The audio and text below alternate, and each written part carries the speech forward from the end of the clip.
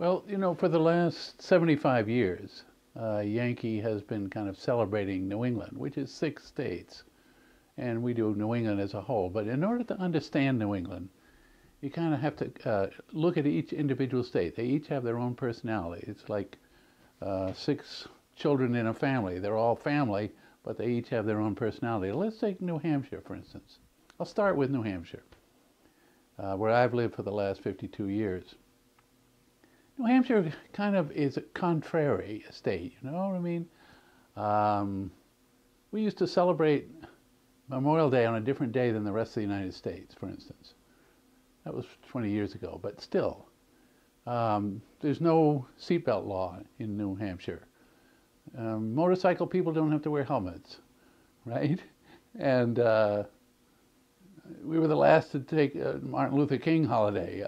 It's just sort of a contrary part of New Hampshire, I think. Also, I'd say New Hampshire is very independent.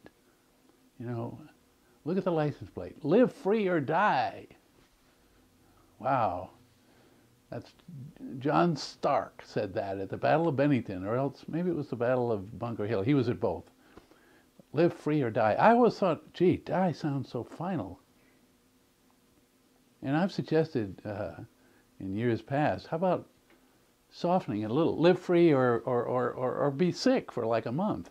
But nobody goes for that. And it would be too long on the license plate as well. But very independent. And I would say frugal. It's possible that New Hampshire is the most frugal of our 6 New England states. You know, Vermont pays its legislators $400 a week when they're in session.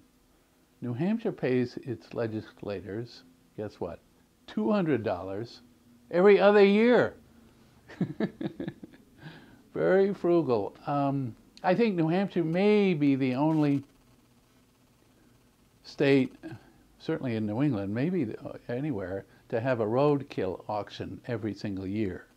Now, it stopped 2 or 3 years ago because of fear of rabies, but I think it's coming back. I went up to it years ago. I was surprised. I thought it would be all like deer that hit on the road and moose and so forth, but no, it's smaller stuff. Not frogs or anything, but I mean, small. And it's a very frugal state, New Hampshire. I remember when I first came here 52 years ago to Yankee magazine. The next town over is Hancock, and they, of course, they had the town poor. And when a member of the town poor died, the town would bury it and they had a coffin, a wooden coffin for it.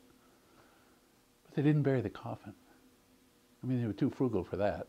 They'd get it real close to the hole, and the poor guy, they'd slide him down into the hole and save the coffin for the next time, you know, which could have been 3 or 4 months later. And I happen to know that that coffin in between burials was on a farm on Route 137 right out a couple of miles from here. It's no longer a farm.